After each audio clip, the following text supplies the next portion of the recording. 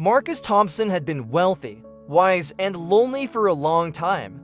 At 73, he never thought he would find love again, much less in the form of 21-year-old Emily Carter. He was enthralled with her the instant he saw her.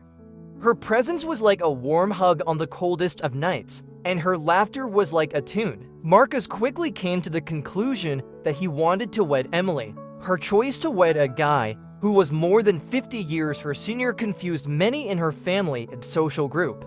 The town was full with whispers. What was it, love or something else? However, Marcus would not listen to those who thought Emily had just guaranteed herself a life of luxury. He believed that love was not limited by time or age. Next came the shocking news that Emily was expecting a child. Overjoyed, Marcus believed that life had given him a second opportunity at parenting and a purpose to live until his twilight years. There was incredulity throughout the town. An infant, is it indeed his? But Marcus threw out any uncertainty since he was so devoted. He made Emily a magnificent nursery, lavished her with presents, and made sure she had everything she wanted. On the surface, they appeared to be very happy. The mansion's immaculate doors belied the gloom that lurked behind them. Emily's actions grew unpredictable. She had mysterious phone calls, abrupt mood changes, and late-night disappearances.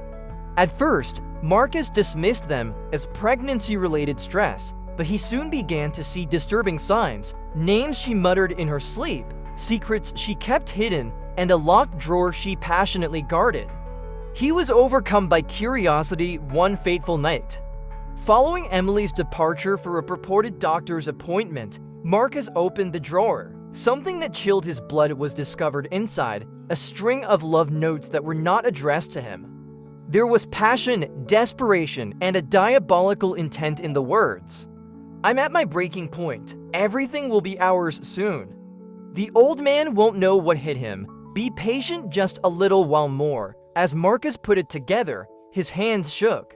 Emily was not what she seemed to be. A loving wife, she was engaging in risky behavior. Who was she writing to, though, was still the most important question. His worst suspicions were validated a few days later when he followed her to a remote cottage on the outskirts of town. His heart was in a million pieces as he looked out the window. Emily was in another man's arms there in the faint candlelight. A younger man, a man who used to gaze at her as Marcus did. Devastation, treachery, and rage fought inside Marcus, but he knew he had to remain composed. He went back home and made a strategy. Emily had underestimated him, which was a mistake. The following morning, Emily entered the room with an enigmatic expression on her face while Marcus sipped his coffee at the breakfast table. He raised his head and fixed her with a silent resolve. He said, "Sleep well, my love," without showing any signs of the internal turmoil. Emily grinned without realizing what he had found. However, Marcus still had one card to play, one more move that would make all the difference. Emily would be the one with regrets at the end. Is it okay if I continue? Whether Marcus gets even, exposes her, or does something even more surprising, the plot can take a dramatic turn. Tell me how crazy you want it to be. As though nothing had changed, Emily sat across from Marcus and stirred sugar into her tea with delicate fingertips. However, everything was different now. The truth was now known to Marcus. He had witnessed the passion, treachery, and ruthless deceit firsthand. Nevertheless, he remained silent. Rather, he observed, waited. Despite a tempest of wrath simmering beneath his skin, he played the part of the loyal spouse. Emily kept up her act, not realizing that the game had changed. She lavished him with love, listened to him mumble sweet nothings, and pretended to be the radiant soon-to-be mother. Marcus, though, took note to the little details. The uneasy way her eyes darted when she thought he wasn't watching. The way she continuously checked her phone. Something was in the works for her. Then one evening she took the initiative. The faint sound of footfall in their bedroom startled Marcus. He pretended to be sound asleep as he stayed still and breathed evenly and slowly. Emily's figure halted in indecision as she stood over him in the faint moonlight. Then he noticed it. She held a little vial. He caught his breath but did not move. Poison. Was this how it was going to end, then? A gentle, painless departure. A few drops in his evening drink? Marcus nearly burst out laughing. Oh, Emily, don't you genuinely believe that you are the most intelligent person here? The following morning, Marcus complied, smiling warmly as he drank the tea she gave him. She waited, awaiting, watching intently. In her absence, however, Marcus had already switched the cups. Now, the poison she had meant for him was coursing through her own body. It was minutes, then her grin faltered. She clutched the table's edge as her breath caught. Marcus, she said, her eyesight hazy. He leaned closer, his expression inscrutable, saying, something's wrong. Yes, my darling, he whispered. There's a serious problem. Body trembling, Emily fell to the ground. Marcus was kneeling next to her, softly caressing her hair. I was aware, Emily, he muttered. Everything was known to me. Although she was unable to speak, tears were streaming down her face. The plan, the lies, the betrayal, all of it had failed. Marcus stood and watched as her eyes lost their vitality. Then he turned aside and moved in the direction of the phone. Calling the cops was necessary. He also grinned as he phoned. Ultimately, it wasn't him who felt remorse. It was Emily. Ending twist option. Hold on, however. What if the tale is multi-layered? Suppose this. Marcus smirks as he observes Emily on the ground.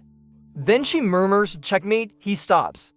And what? Then it hits him. He felt a scorching feeling in his chest. His vision is hazy. His lower limbs give way. He had also had his cup switched. They both fall to the ground, looking horrified at one another. Emily's quiet, gasping chuckle is the final sound Marcus hears before the darkness engulfs him, because they both lost in the end. Marcus fell to the ground, his body heavy as though he were sinking into the ground, his eyesight swirling. As the poison spread through his veins, it consumed him from the inside out like a slow-burning fire. The sneer remained on Emily's lips as she lay splayed across from him, breathing shallowly. They both remained silent for a minute. Two souls entangled in a web of love, deception, and mutual devastation just gazed at one another. She then began to chuckle, first softly and then louder, raspier, and chillier. With a faint but pleased tone, she said, "You truly believed you were smarter than me, didn't you?" Marcus opened his mouth to reply, but his throat constricted. His limbs were made of lead. He was struck by the notion that she had foreseen this. Emily wasn't only having fun, he was still moving checkers, and she had been playing chess. He had exchanged the mugs of tea. What if, however, she had known he would? What if they were both poisoned, but hers was weaker, not enough to kill, but enough to slow her down? His eyesight became hazy, his heart beat crazily, like a drum that has lost its beat. Emily sat up with difficulty and coughed. "Marcus, my beloved hubby, you were so predictable all the time." She grabbed inside her pocket, her fingers twitching. When Marcus attempted to concentrate, the poison was clouding his judgment. She produced a little bottle of antidote, which he could hardly see.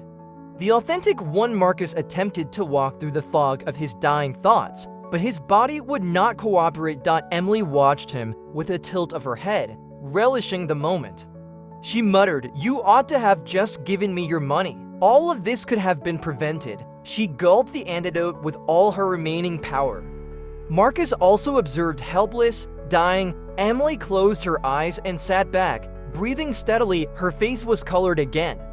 She sighed shakily and wiped the perspiration from her forehead. Then she got up. She grinned as she looked down at him. Gentle, nice, deadly. "Goodbye," she said. "My love." He faded into oblivion as she went away, stepping over his body. But before darkness took him completely, Marcus thought one last thing. She tricked me. She triumphed. And as she vanished into the darkness, forever free, the last thing he ever heard was the click of her heels. The epilogue. A year later, the entire tale remained unknown to the town. Emily portrayed the distraught widow flawlessly. An unfortunate event claimed the life of a young woman's adored elderly spouse. She inherited everything she had ever desired: the home, the wealth, and the luxurious lifestyle, and she wasn't by herself while she sipped champagne on a distant beach. The man from the letter sat across from her, her real lover, the one with whom she has been conspiring this entire time. He lightly kissed her hand as he grabbed for it. "It's at last over," Emily grinned. "Yes, it is." With triumphant eyes, she lifted her glass and gazed at the sunset. Because Emily Carter always got what she wanted in the end. Marcus, too. He was only another name in an obituary that had long since been forgotten.